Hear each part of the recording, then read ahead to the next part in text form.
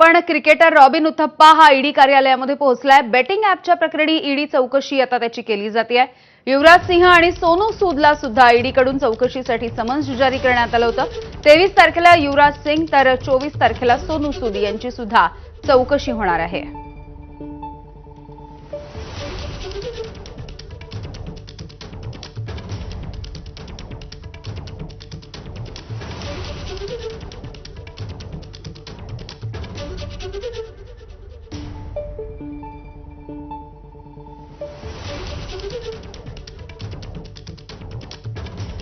तर cricketer robin Uthappa आता ED कार्यालयामध्ये पोहोचला। त्याची ईडी चौकशी केली जाणार आहे। बेटिंग ॲपचं प्रकरण गाजलेलं होतं, ज्यामध्ये रॉबिन उथप्पावरती वेगवेगळे आरोप करण्यात आलेले होते। या प्रकरणी त्याची चौकशी होतीये।